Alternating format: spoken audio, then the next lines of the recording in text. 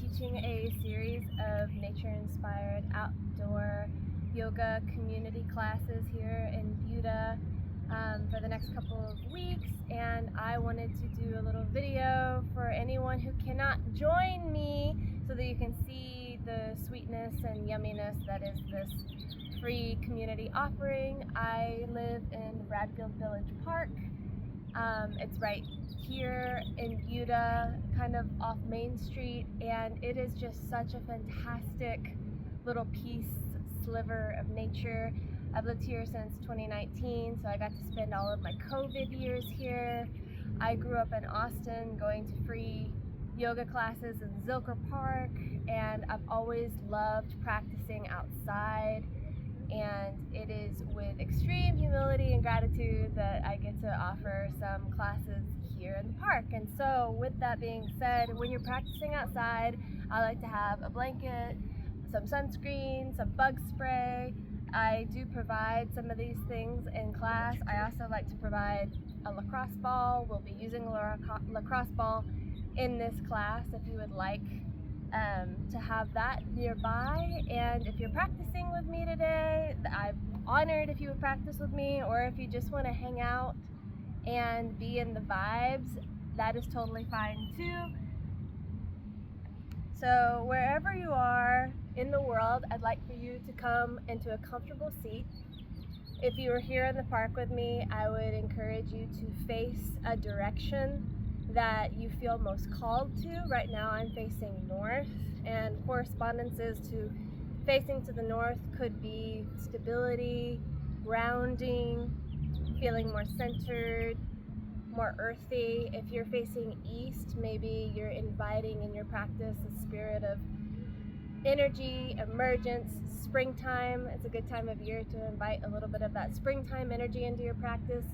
If you would like to face south, maybe you're ready to bring in a little bit of fire, high vibe energy, full fruition, summertime, full moon energy. And then if you're facing west, maybe you're feeling a little bit like calming your energy down, bringing in a little bit of watery, soothing, cooling energy into your practice. And so when we're meeting for our classes, I like to have everybody facing their corresponding intuitive direction, because this is not yoga for form. This is more yoga to just enjoy the park. This is my love letter to the park. And so wherever you are in your own space, maybe take a moment to orient yourself.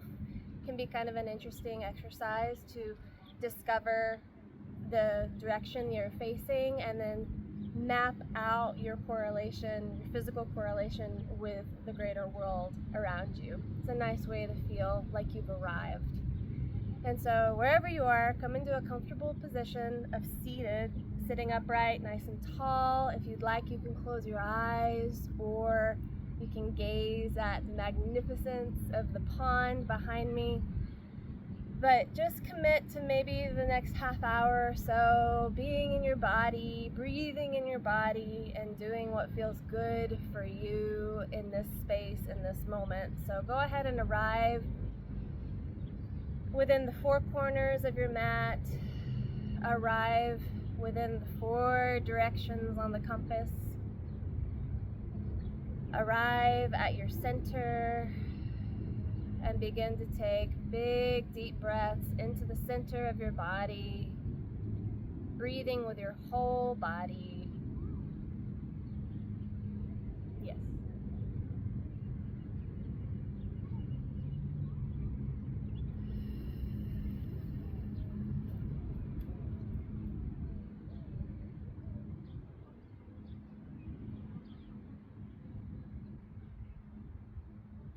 And start to notice the sounds that are around you, the temperature of the air, the texture of your clothes under your hands.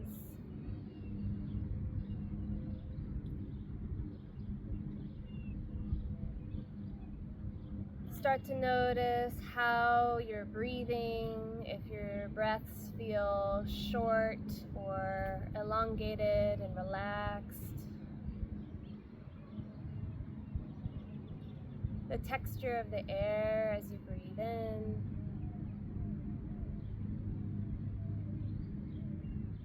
Feeling the wind on your skin, the warm sunlight.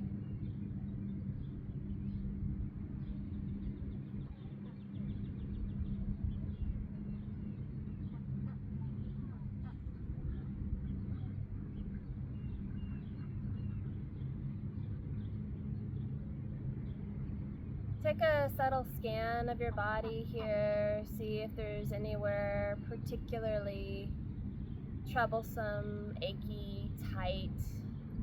And start to send some of your breath to that spot. Breathing in the energy from your corresponding direction, be it grounding, northern energy, energizing, eastern energy, strengthening, southern energy, or soothing, western energy. Just start to breathe, creating space in the body as you arrive.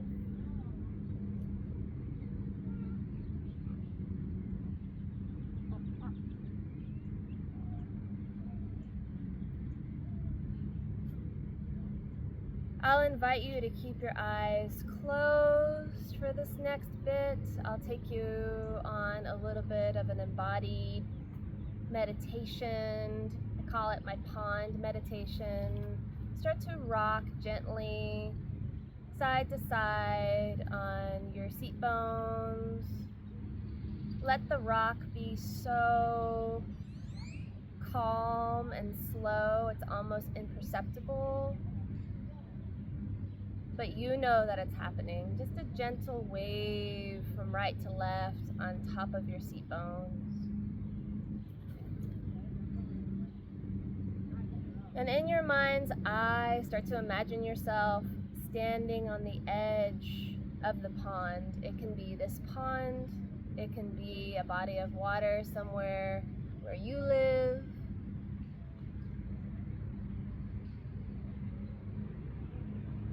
It could be the ocean. This is for you. This imagery is for you. Can you see it?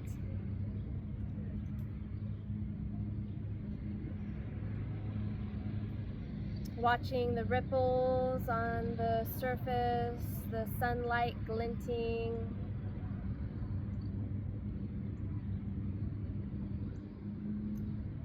And as you rock, I'll invite you to imagine yourself walking into this body of water, matching the speed of your body with the steps that you take as you begin to descend into the cool waters. Noticing how it feels that the water is traveling up over your knees. You're wading into the water now. The water is traveling up your thighs, enveloping you in a cool, watery container, up over your hip bones. You're wading deeper now, up over your chest, your arms, your shoulders, and then finally, your astral self descends completely into this body of water where you can breathe easily. So take a deep breath in. And a long exhale out.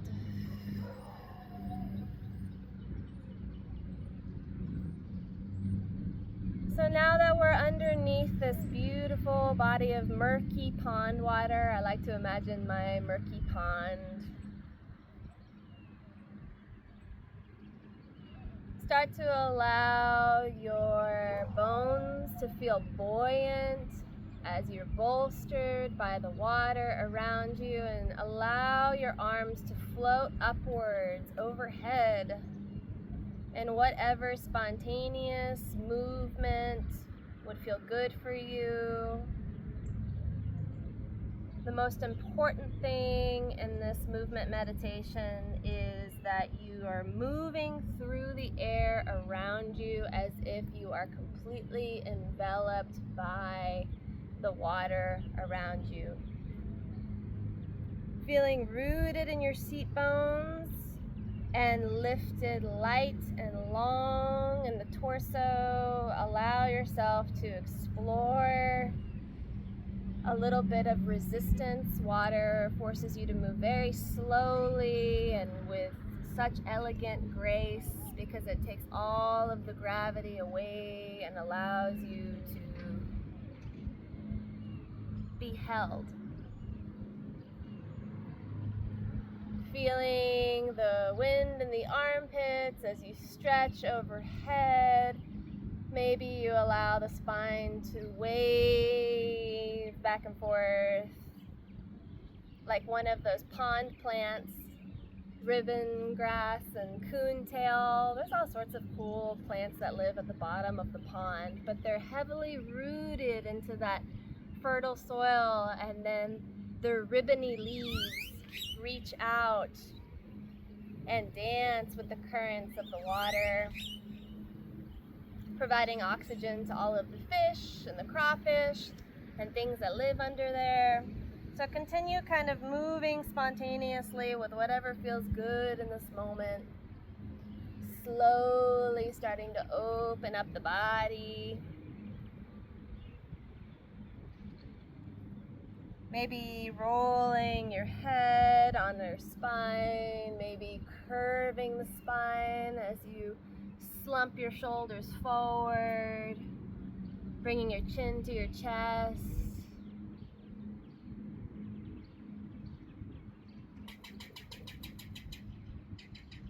Start to reach your fingertips and your hands down to the earth now in front of you.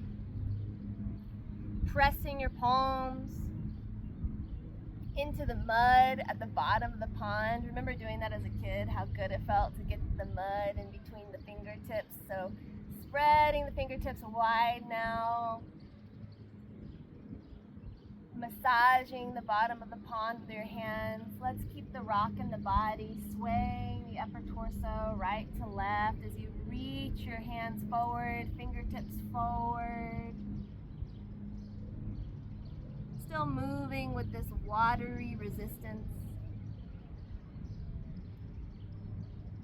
Allow your head to completely relax, chin to chest.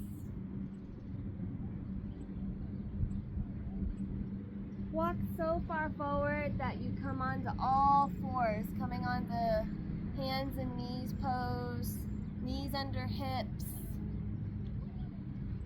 about hip width distance apart, and continue to sway in your all fours pose here, just right to left. Maybe making circles over your wrists, pressing into the muddy pond bottom.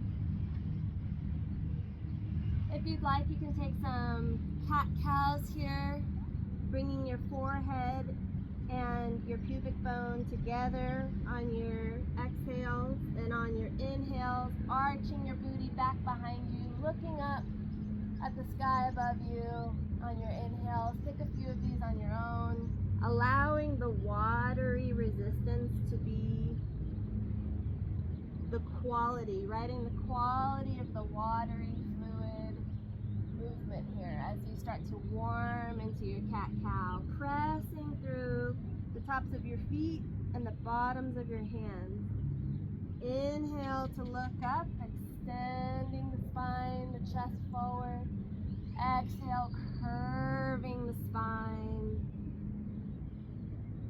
Inhaling, looking up, shoulder blades coming together on your back. Press the chest forward. Exhale, bring your hips and forehead towards each other. A few more times like this. If you'd like this to be a little more organic, you can press your seat back onto your heels for a child's pose, circling those hips over the ankles, maybe bringing those hips forward to the earth, arching your back, pressing through your palms. Wherever you are, again, letting the watery friction resistance kind of inform your creative movement as you discover where your body is at today.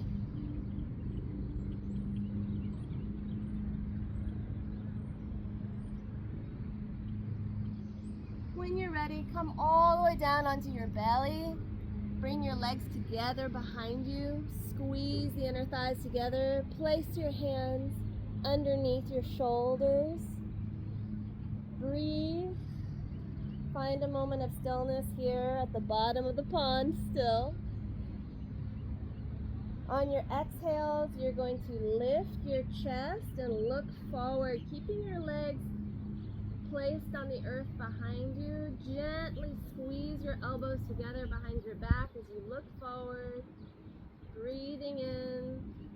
Moving on your exhale, turn one ear to the side as you bring your head down to the earth. On your inhale, settle in, feeling the weight of your bones and the body completely relaxed.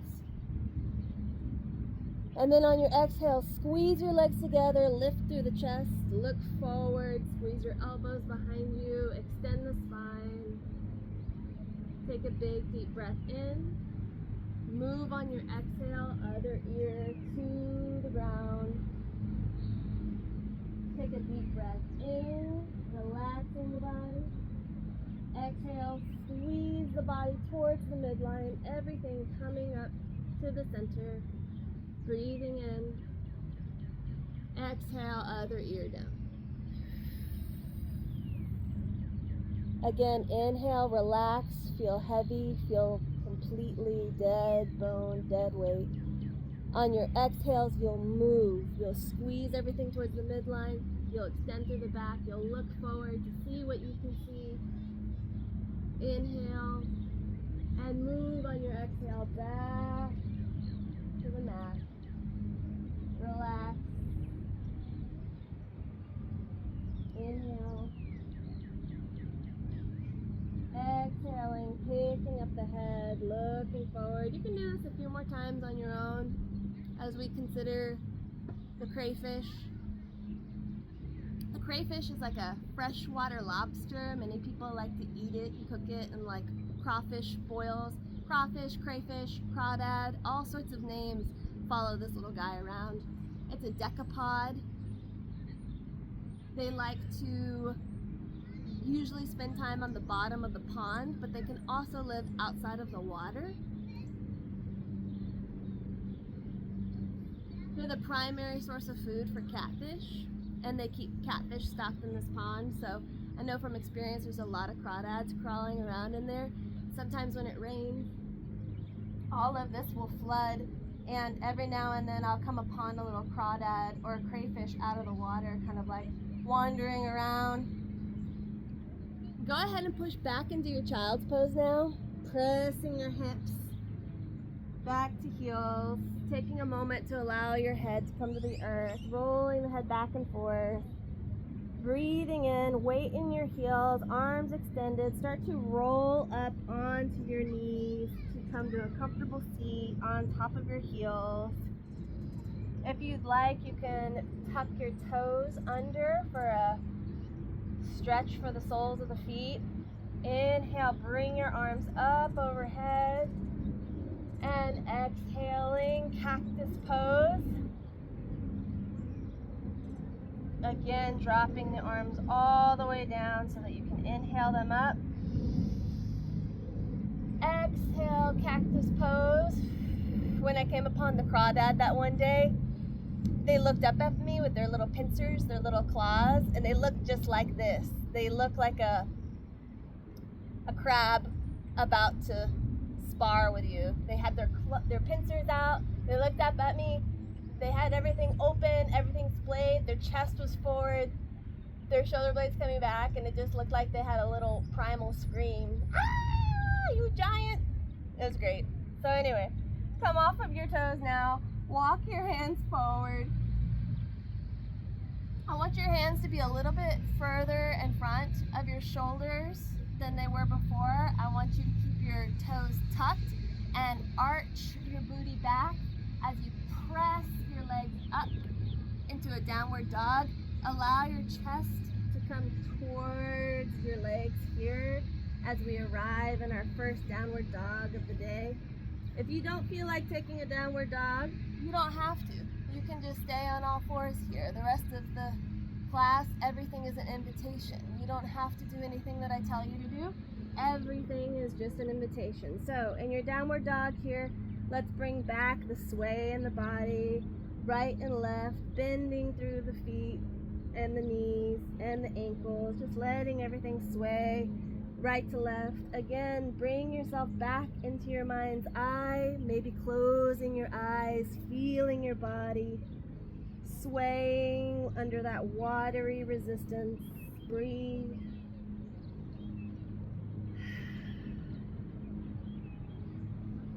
Very, very slowly start to walk your feet to your hands. If you're on all fours position, you can come up into a forward fold. That's where we'll be meeting. Walking the feet slowly, slowly, slowly towards your hands, feeling every foot in the mud. And eventually your walking brings you back to the mat, back to our real life bodies. Start to sway in your forward fold, right and left, imagining arriving back in your body, the water receding over your head, down your shoulders, the water receding now to your hips. Maybe you're feeling gravity come back. The water now moving over your knees as you step out of your body of water and arriving on your mat. Let all of this imaginary water just drip off of you. So completely relax your head, shake it yes, shake it no in your forward fold. You can keep moving side to side wherever you are, just finding a lot of organic movement in the body. Uttanasana, forward fold. Allow yourself to bend your knees deeply as you come rolling up to stand one vertebrae at a time, nice and slow, maybe allowing the water to drip off of your fingertips as you arrive on your mat, grounding down through your feet. Breathe deeply in.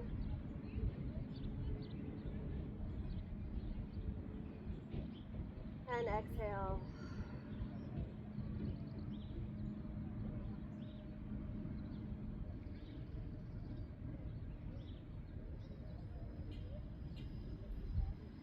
You can remain here as long as you like, feeling your heart drum, feeling your breath.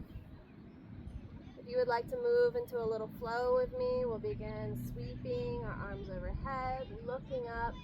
Exhale, folding forward to our forward fold. On our inhale, you can bend your knees slightly, look forward, extend through the spine, nice long L shape in the body. Exhale, release down towards your legs. Once more, forward fold. Bend your knees deeply, come rolling up the spine, taking a nice big exhale. Inhale the arms up overhead. Exhale, fold in the hips all the way down. Inhaling, halfway lift, nice long back. Exhaling down, forehead to knee. Bend your knees on your inhale, come rolling up. And exhale at the top. Inhaling, arms up. Exhale, stick your booty out, come rolling down, forward fold. Inhale, halfway lift. Exhale, fold. This time, step your right foot back onto your mat. You can bring the right knee down or keep it elevated depending on how much effort you'd like in your practice today. Swing both arms up into an Anjaliasana lunge or high lunge, whatever you'd like. Bring your hands down in front of you to your heart. Press your chest up into your palms, palms down into your chest. Breathe.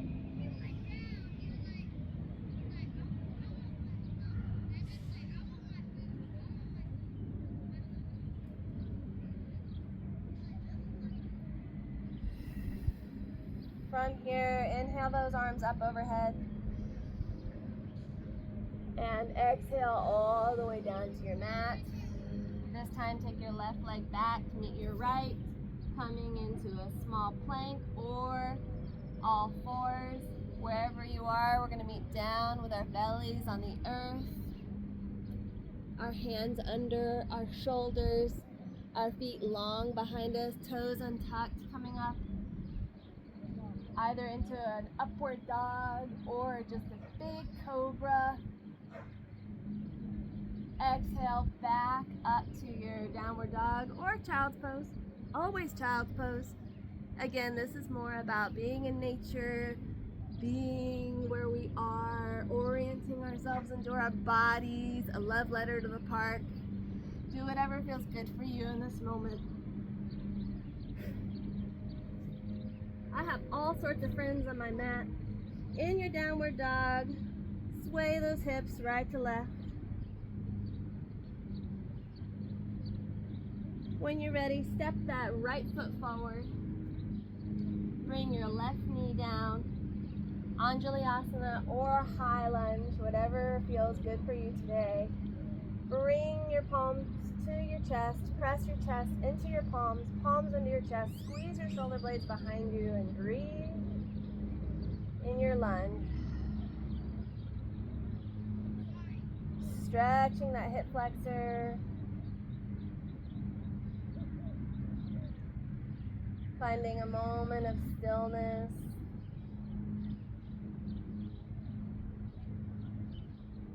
On your next inhale, reach your palms up, gathering the space around you. Exhale, palms to mat. Stepping that left foot up to right, forward fold. Breathe, sway the body. When you're ready, bend your knees deeply, come rolling up to standing. If you'd like to continue, inhaling, arms up. Exhaling, fold. Inhale, halfway lift, extending the spine. Exhale, fold, and step that right foot back into a lunge. From here, keep that knee high if you'd like, coming up into a high lunge here. Bring the palms down to the chest. Take a deep breath in. On your exhale, spin that back foot down. Spin your hips towards the long edge of your mat. Open your arms wide, warrior two.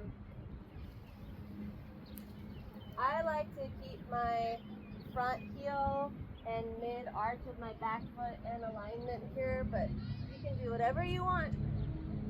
Breathing into your warrior two. Look at that beautiful pond out there.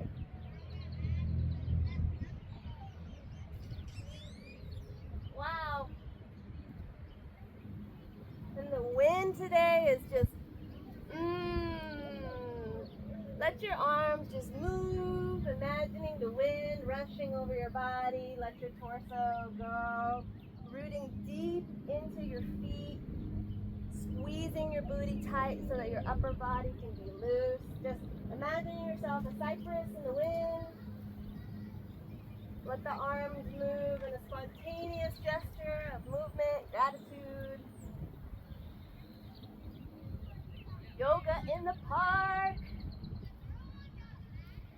Grounding deep into your feet, sink into that left foot a little bit more, and then at last, bring your arms down on either side of that foot. Send that foot back. Again, you can do a full chaturanga here if you know what that is, or you can drop to your knees. Bring your belly to the earth. Keep your hands on the earth under your shoulders. Come up for a little back extension pose, whichever one feels best for you in this moment. And then pressing back to your downward dog.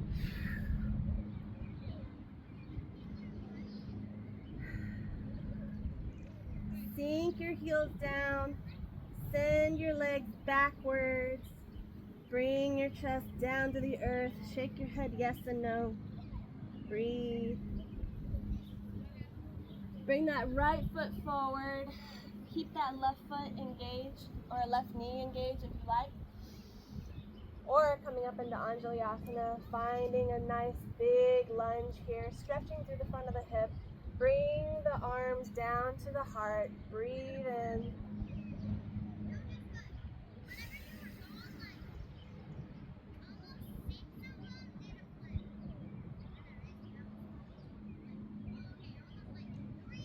If you're ready for Warrior Two, spin that back foot down to the earth. Keep that right leg nice and bent. Open your arms out to the sides. Hips are squaring towards the long edge of the mat, but forward knee is traveling over those little toes. Don't let that knee come in. It's bad for your skeleton, bad for your body. Breathe into your Warrior Two, grounding down into the soles of the feet. Pressing the feet apart from each other, almost as if you could tear the mat underneath you. Sinking in, feeling the wind. Start to allow your torso to wave back and forth, arms to do what they will. Just allowing a little bit of expressiveness. Not everything in our day has to be filled with function and form. We are not robots. We are animals. We live in a natural world surrounded by natural things. The wind passes over us like it passes over the trees. So just let this be a little gratitude prayer movement for being a human being on the earth. Breathing, feeling the warmth build in that right leg. Go ahead and bring your hands down either side of the foot. Let that heel behind you come up. Step it forward, forward fold. Keep your feet together now. Squeeze your heels and your toes together. Let there be no light seen between your legs. Squeeze your legs together here. Take a deep breath, halfway lift. And then exhale, fold deeply, stretching those hamstrings. Bend your knees deeply, come rolling up the spine. A little bit of balancing work here. Arrive, roll your shoulders up towards your ears, down your back. Breathe in. Settle. If you'd like, we can take Thunderbolt, chair pose. Bending your knees deeply, sending your booty back behind you. Let your arms be long.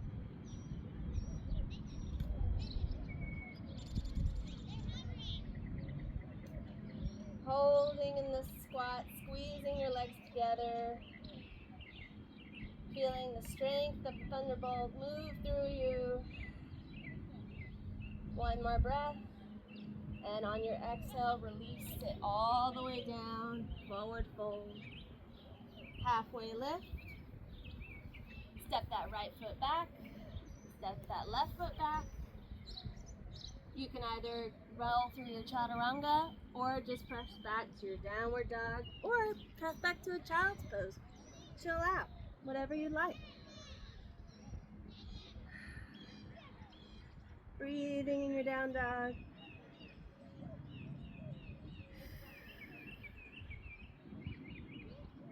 Let's go ahead and drop to our knees. Turn towards the long edge of your mat. We'll do a couple of yin postures just to soak in the sunlight and the daylight around us. So you can either take a wide-legged or a half wide-legged pose. Wherever you are, try to sit up nice and tall. I do like to use a block in my yin postures, it allows the floor to come to me. But you can use a blanket or a Bible or whatever you've got nearby. Go ahead and flex your feet wherever you are in this posture. I'm going to do wide-legged. Flex your feet back towards you. Press through the soles of your feet. Engaging your quads, really opening up the hips here. Breathe in.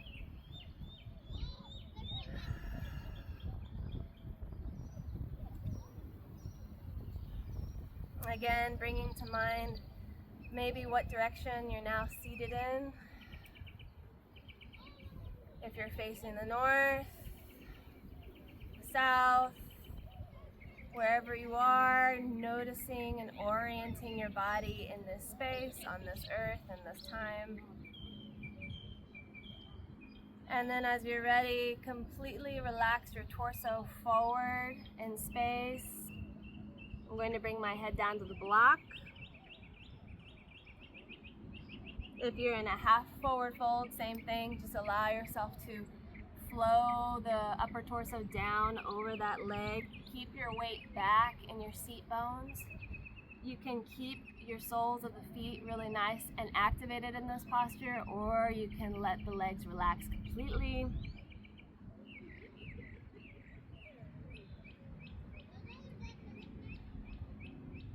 And just settle in. We'll be here for a few minutes, a few breaths. Yin is an opportunity to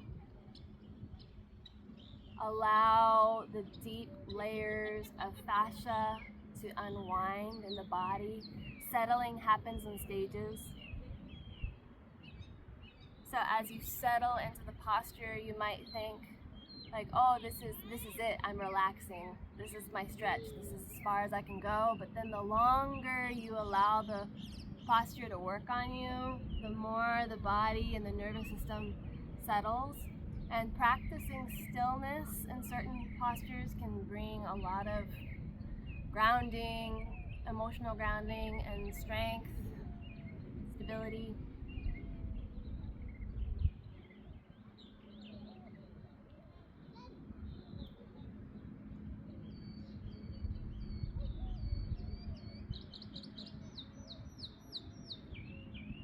Listening to the birds singing and feeling the wind pass over your body. Just a few more breaths in this posture, allowing the muscles to melt.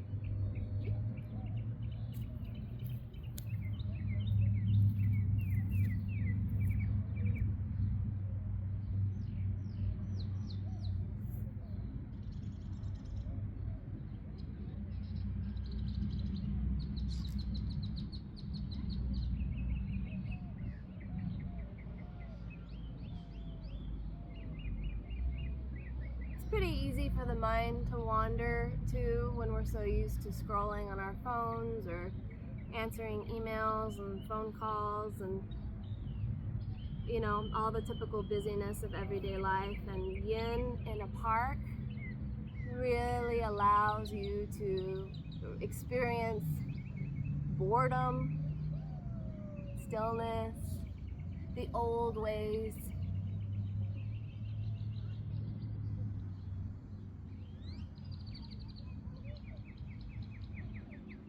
The ways before we had all this technology constantly tugging on us, demanding our attention, pulling us away from real life.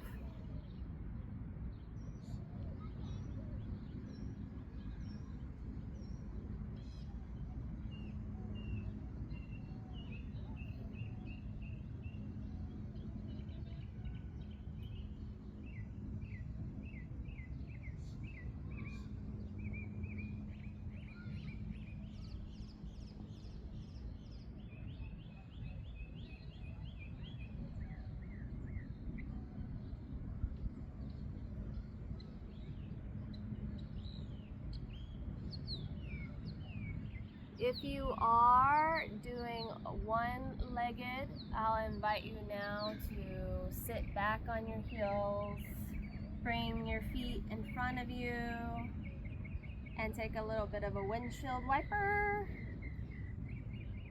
A little bit of a windshield wiper, side to side, allowing your knees to swipe over the pelvis bones, getting a little bit of movement, maybe a little bit of back cracking, letting the pelvis open before you orient yourself into the other side, wide-legged pose or single leg, wide-legged. Lengthening your spine and then folding over the legs.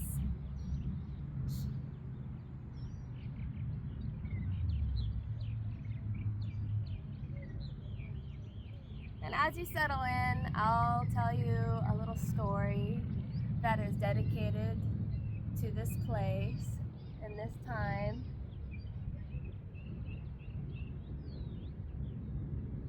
Once upon a time, on a pond such as this, with a community of ducks such as these, it was a harvest time season.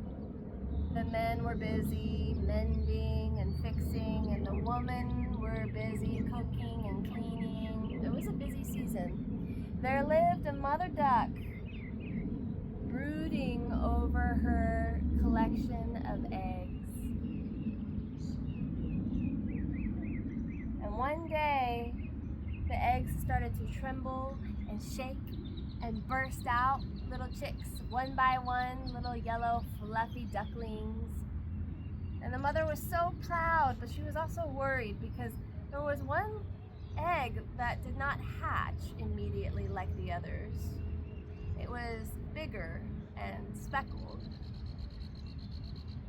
Its shell a little bit harder than the others, and she thought, well, that's kind of strange. I didn't notice that egg before. I guess I'll sit here a little longer until it hatches. And so all of her ducklings made their way into the pond, swimming and enjoying their freedom. And eventually, the big egg did begin to shake and tremble, and eventually a gangly, not fluffy, kind of awkward gray duckling emerged. And the other ducks in the pond, they gathered around and they said, that duckling doesn't look right. Are you sure that it's not a turkey egg that has managed to roll its way into your nest? And the mother duck looked at her duckling and she said, no, this is mine. This is a beautiful, maybe more special duck. This is mine. And sure enough, the gray little duck made its way out onto the pond and swam just as well as the others. So the other duck said, oh, I guess it is. I guess it must be a duck. Turkeys can't swim, so it must be a duckling. But over time, the awkward little duck did not get along well with the community at the pond. He was bullied. He was different. And so the mother duck escorted him to the farmyard, thinking that he would find more friends, more accommodating inclusion. Go ahead and start to move your way out of that posture. Oh, bringing your legs forward. Let's do some windshield wiper back and forth. Windshield wiper back and forth as long as you like, or if you'd like to move into frog pose, also in honor of the pond, frog pose. Bring your legs wide underneath you, knees and ankles making a 90-degree angle behind you. You can sink your hips back towards your heels and then forward towards your shoulders and back towards your heels and forward towards your shoulders until you find a really good spot in your frog pose to breathe into your inner thighs, breathe into your hips. I like to use my block underneath my rib cage here. And so this little duck in the farmyard didn't have much luck there either. You know, the cows mooed at him to move out of the way, and then the chickens clucked at him to get out of the way because he really didn't have any business being there. After all, he was a duck. He needed to be in the pond. What was he doing in a farmyard? He didn't belong. He didn't belong. And so unfortunately, that little duckling left the farmyard, came back to its mother and said, "Mama, I'm not welcome there either. What should I do?" And she said, "I suppose you must go out into the world and find a place to be. I think you should go and find a place where you can feel accepted and loved." And she sent the little duckling on his way. The first pond that he came upon felt a little dirty. There was trash on the edges. There was tall, unkept grass. There was a couple of other ducks straggling in the pond, but nobody really spoke to him. It was a new, alienating pond, and out of the tall grass poked a pheasant's head, and he said, hey you, what are you doing here?" And the little duckling said, "I'm just looking for a place to be, I'm looking for a place to live." And the pheasant says, "Well, you should come with us. We're on our way to a new spot. Can you fly? You should fly with us." And the little duckling paused for a moment, and he said, I don't know if that's a very good idea. And luckily he did not fly up with the pheasants, because as they did, a hunter emerged and shot the pheasants clean out of the sky. And the little duckling said, "Oh my gosh, this place is horrible. This pond is dirty. There's birds being shot by hunters. I'm not staying here. I have to go." And so very fearfully he fled, and he came upon a little cottage. And in that cottage there lived an old woman and her cross-eyed hen and her old dog, her old sheep herding dog. And the little duckling said, "Oh, this seems like a quiet place. Maybe this will be a good place for me to live. Maybe I can stay here for a while." Oh, as you're ready, take a few big, deep breaths and begin to slowly move out of your frog posture. Ooh-wee. Coming forward all the way onto your belly, if you'd like, letting the legs come behind you together, and rock the hips back and forth, bringing your legs together behind you, just allowing yourself to thaw out of that frozen posture.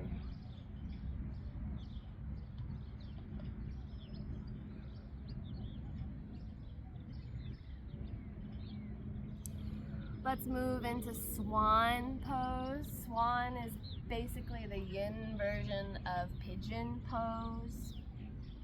If you don't like pigeon pose, you can take deer. Deer is an elongated Z-sit, meaning the front leg should be parallel to the top of your mat, and then your side leg can be in a 90-degree angle out from your hip.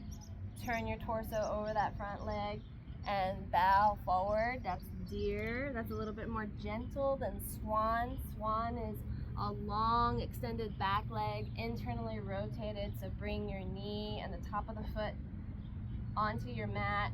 Rotate over those hips so both of them are facing forward. If you'd like, you can put a block under your booty to kind of elevate and even out your hips, or you can leave it in front of you and place your forehead down, sleeping swan pose.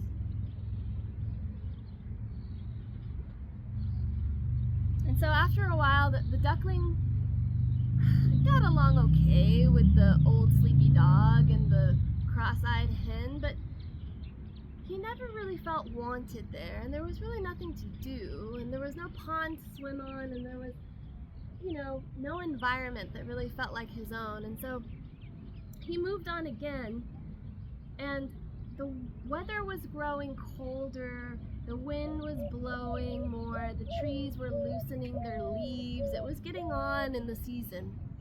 Autumn was coming, and as he traveled, he saw in the sky a beautiful formation of birds flying with their graceful wings outstretched, their silvery feathers glinting in the sunlight.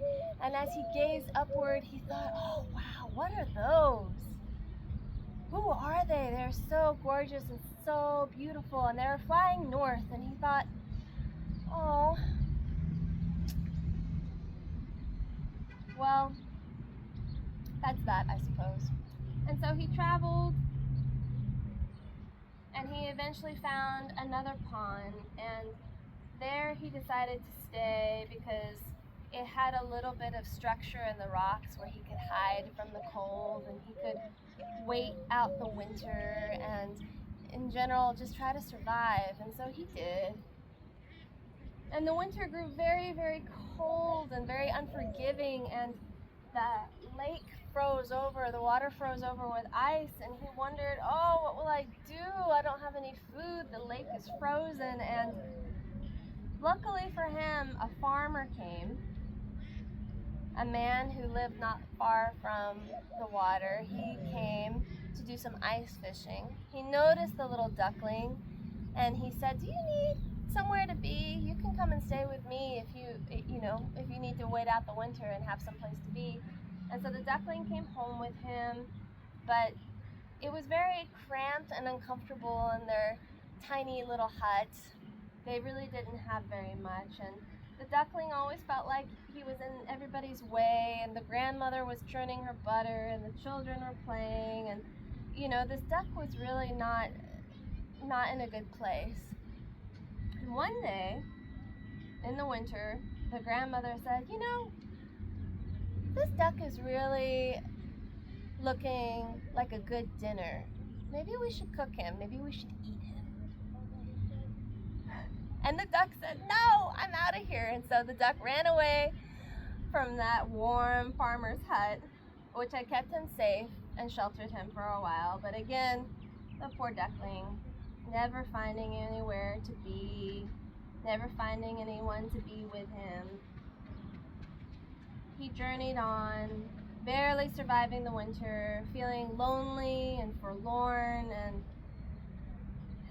the days went on, and the sun began to rise a little earlier in the morning, set a little earlier in the day, and finally springtime came. Go ahead and roll yourself out of pigeon or swan or whatever you call it.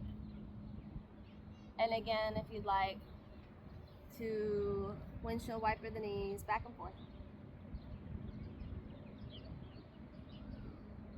And switching sides, either deer or swan, lining up the shin with the front edge of the mat, extending long through the back leg, bring your hips forward, breathe deeply into your belly, and then as you like, completely relax your body forward and down.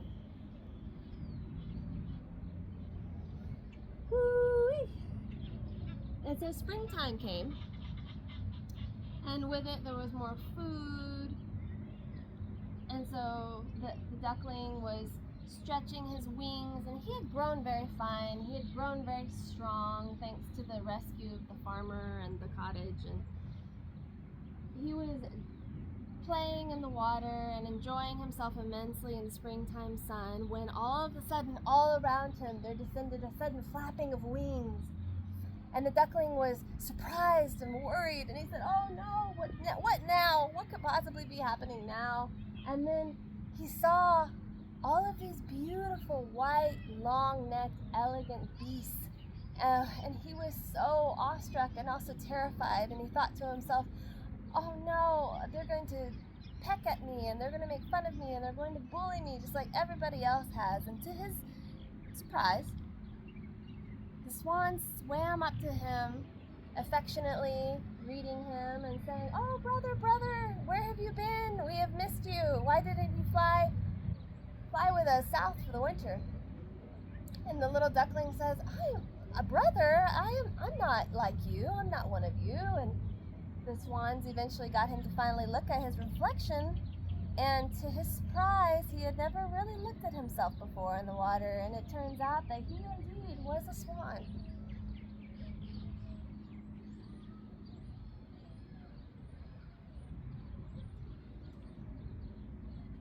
And he lived happily ever after in the pond with the swans.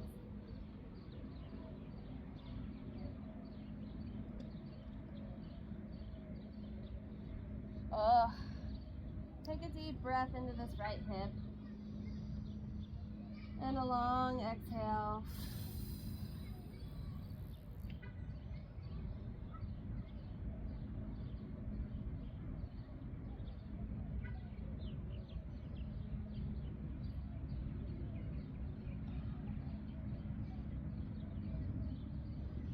Very gently and slowly start to thaw your body out of this pose.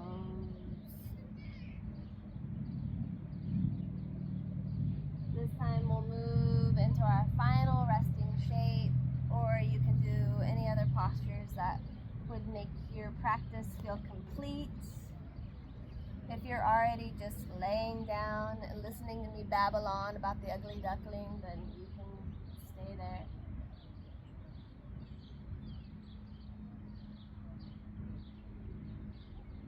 And when you're ready, extend your legs forward. Allow your spine to come to the earth. Finding a corpse pose, Savasana, the best pose in a class, hands down.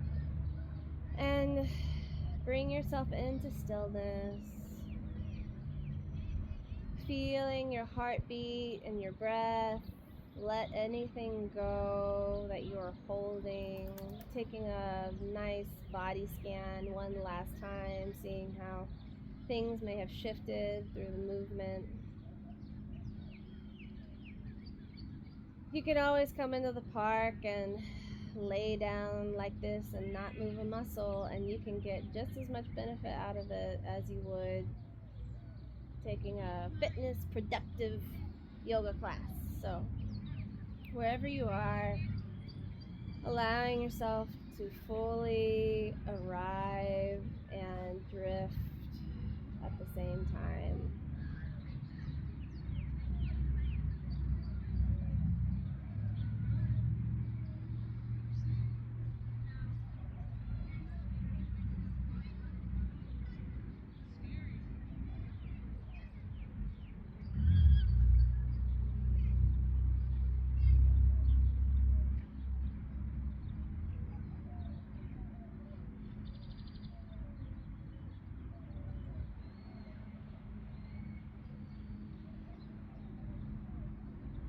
You can stay here as long as you like.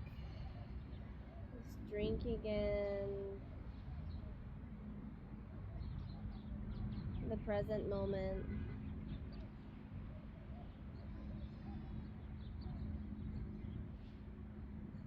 Or if you'd like to close out class with me, you can bend your knees, squeezing your knees into your chest, rocking side to side, giving your low back a massage. Roll to one side and come to a seat.